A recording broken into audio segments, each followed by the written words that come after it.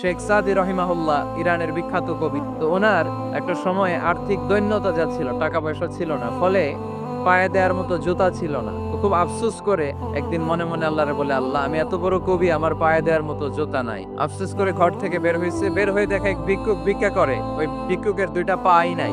কবি সাহেব যখন এই দৃশ্য দেখছে, হায় রে আমার তো পা আছে, এর তো পাই নাই, সেজদায় পড়ে গেল। আর আল্লাহরে বলে, আল্লাহ শুকর আলহামদুলিল্লাহ, বেশ ভালো আছি, আর কিছু লাগবে না। এজন্য শান্তি হচ্ছে শুকর আলহামদুলিল্লাহর ভিতরে। আপনার চাহিদার কোনোদিন শেষ হবে না। দেখবেন যার পা আছে সে সাইকেল ওয়ালাদেরকে দেখে আফসোস করে, ইস আমার যদি একটা সাইকেল থাকে। যার সাইকেল আছে সে আবার হুন্ডা ওয়ালাদেরকে দেখে আফসোস করে, হুন্ডা ওয়ালারও আফসোস আছে প্রাইভেট কার ওয়ালাদের দেখে। যাদের প্রাইভেট কার এদেরও আফসোস আছে, ইস আমার যদি একটা হেলিকপ্টার যদি থাকতো। হেলিকপ্টার ওয়ালাদেরও আফসোস আছে, আমার যদি একটা জেট প্লেন থাকতো। মানুষের আছে যত বেশি, তার চাই তত বেশি।